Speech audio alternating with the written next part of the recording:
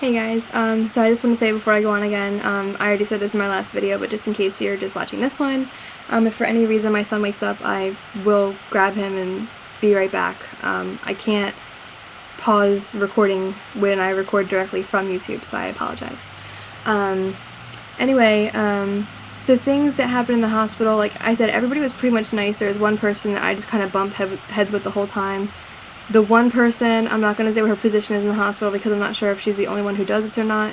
When she first met us, like, I didn't like her. Like, she was just very cocky and very rude, and she was like, well, are you going to listen to me? Because if you're going to listen to me, then I'll help you, but if not, then, you know, you're on your own. And I'm like, alright, I get that, but you don't have to say it like that. So, and then the second time I met up with her, she was a little bit nicer, and the third time, she was even nicer, and then the fourth time, I was like, alright, I could deal with her. I'm sorry, I'm exhausted. Whew. Couple things happened. They were trying to say that, I had to get some tests done because they were state mandated, and I was like, I don't want them done. I tried to find a way to get around them, and I did find a way, but then I talked to somebody who I trust, and they said, you know, the test is really important, it's not going to hurt him, just go ahead and do it. And I just felt terrible because, I had a really, really bad temperature. My temperature went up to like 102 point something, 6 I think, 102.6. Which is, like I said, I'm a 2 degree difference, so it's almost like 104.6, which is almost like 105. That's not far off. So I was feeling really, really crappy. And, sorry, I can't get comfortable. So hot. I'm just feeling really, really crappy, and his mom, Brandon's mom, came to see the baby, and, who else came? My brother's girlfriend Laura came also, and then Aaron came that same night. So I think it was the second night that we were there. I think Laura came the first day, possibly, and then Aaron and Brandon's mom came the second day. And the second day was when I caught the fever, and then they wanted to test the baby because they said, you know, if I got any worse, they were going to have to take the baby from me. And I was just upset, and I'm like, you know, Brandon, if they take the baby from me, you stay by that baby, and you don't leave. Like, I can be fine by myself, but you do not leave that baby at all. I don't want anybody touching, like, you know, changing anything on my baby without my permission or me being there. So, and then they had to take him to get tested, to check his levels and his white blood cell count and all that stuff.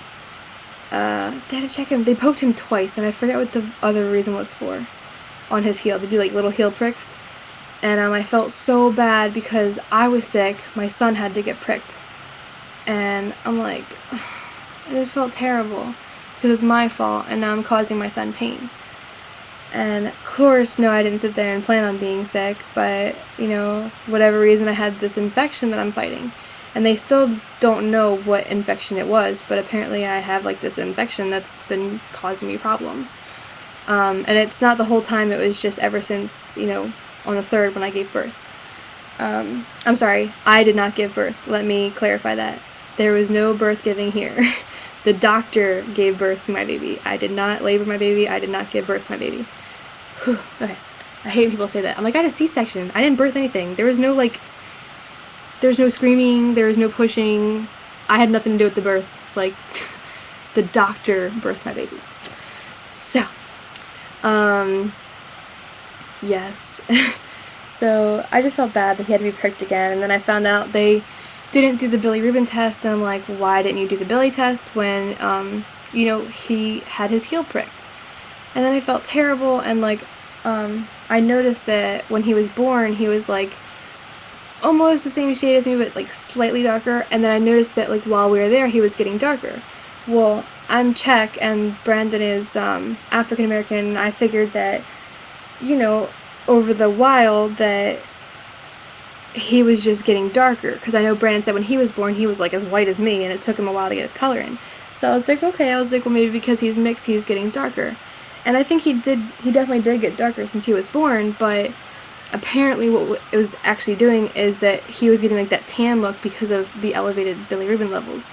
So he ended up having to be sent to the UV isolate for a long time, and it broke my heart, and I cried so hard, and I just felt like, oh, I don't know, and everyone's like, oh, well, while your son isn't here, you know, you should get some sleep, and I'm like, I can't sleep, like, my baby's in there, and apparently he was losing a lot of weight, and even though I was breastfeeding, my milk hadn't come in yet, and at that time, I think I had just come in, so I was sitting there trying to pump and, you know, do all this stuff so that, you know, he would have milk, if anything, and he wouldn't have to have formula.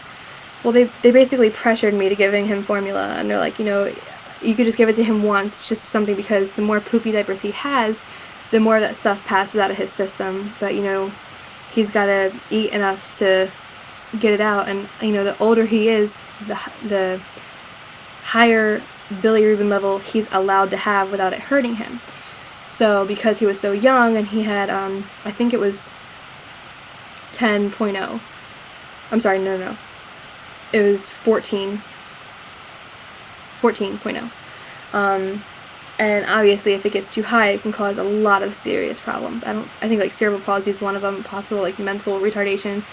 I don't really know to be exact, but it just scared the life out of me, and the fact that he had such a high level, not that it was 25, it had to be like around 25 for like serious things to happen, but 14, and that's a pretty high number, that's like more than halfway there, so I don't know. Of course, this is my first baby, I'm already worried, so I was crying, and Brandon was really upset, and we were just so worried, and we were praying for him, and he left us at 6 in the morning, and every 3 hours he would come back to the room to breastfeed. And I would just try to breastfeed as long as possible, and he did get quite a few poopy diapers, but it just wasn't changing. And then they did the test at night, and they did another test in the morning to make sure that it didn't just go down because of the isolate, like the little baby tanning bed thing. And then so they did that one at night, and it had dropped down to 12, I think, which was good. It's something.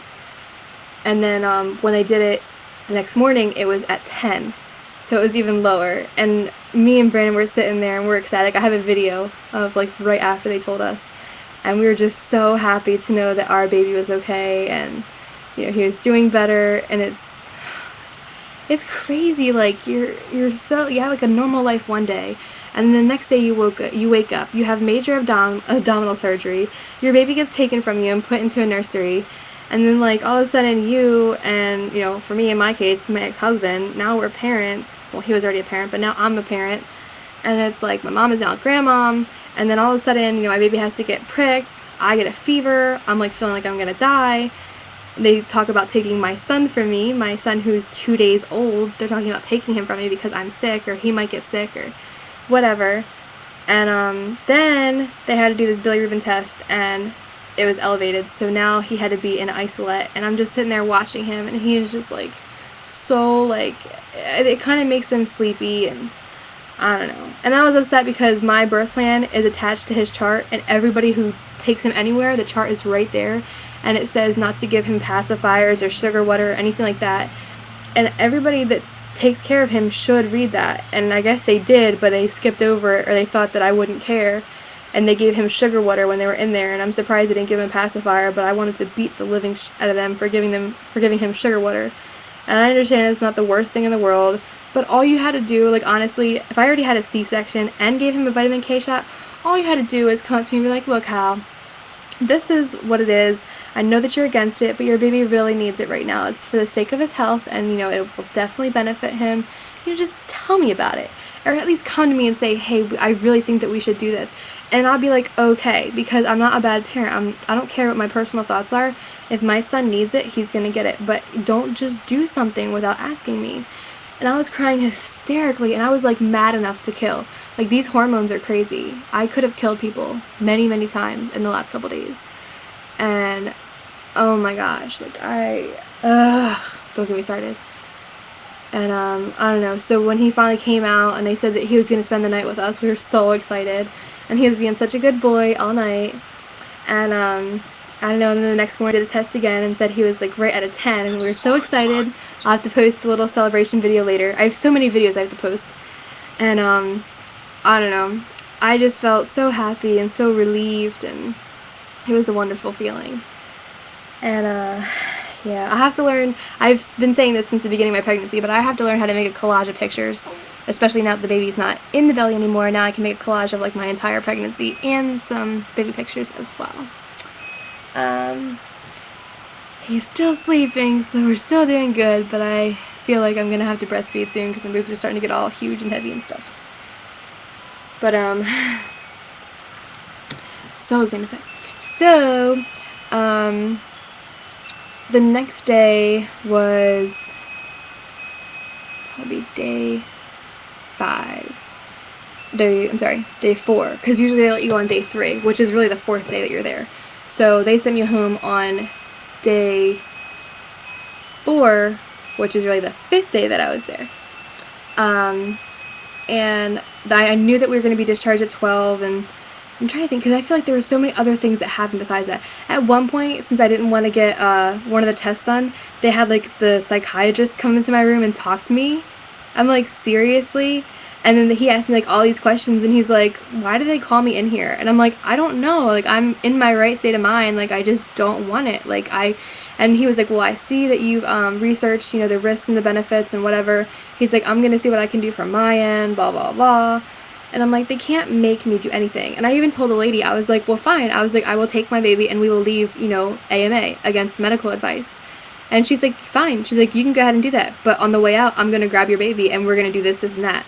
And I'm like, this is why I just wanted to have my baby at my house, because I didn't have to worry about people, like, altering my baby or doing something against my wishes. And, like, I don't care if I said, like, I didn't want him to have, like, a shoe, like, or, like, a tissue. Something stupid. Like, oh, like, I just can't believe that people can sit there and, like, try to force things on me. Or at least say, hey, I really think that we should do this. And, like, try to talk to me about it. Like, I'm a human being, and I'm not, like, gonna do anything to hurt my baby, like I said. So I was just really frustrated. And then, like, some of the nights, like, Julius was being really fussy and just fighting with Brandon, and, like, I don't know, like, I'm so thankful that he was there for me, but at the same time, like, there's a reason that we're divorced, and there's a reason, like I said, that I don't want to be with him. And it's nice having him around because we are friends, like, we have a lot of fun together. But me and him don't see eye to eye on much, like, ever. And it's really frustrating, and, like, he will never understand how to understand a woman when she's hormonal. Like, he can't wrap his mind around it. He thinks that she has to be normal all the time. And, like, I can't control how I am when I'm on, like, hormones. And, like, I can't help it. Like, that's how I am, and when I'm having that moment, I feel like everything in my mind, it's exactly how it's supposed to be, and I can't believe that he just did whatever he did or didn't do whatever he didn't do. And it's like, there's no explanation to it. And yes, if I went back and played scenes out, yes, it sounded stupid. Yes, I sounded ridiculous. But at least play along and understand that I'm just hormonal. Like, anyway. But he was sitting there and he's, like, always fighting with his girlfriend. And I'm like, dude, like, that's why I always keep asking him to leave. Because I'm like, I'm so sick of you constantly texting. Like, we just had a baby. Like, if you want to text a picture or text somebody some information, that's fine. Yeah. It sounded like he said yeah. Yeah. Julius agrees. But I'm like, dude, like, I don't want the stress of that. And it's not like it bothers me at all that he's fighting with her. I don't care. No offense to him or her.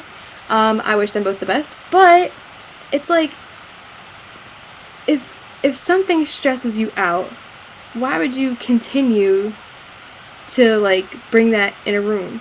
And it's like, he is always fighting with her, and he's always so like, oh, that's it, I've had it, blah, blah, blah. And I'm like, you've been saying that since, like, August.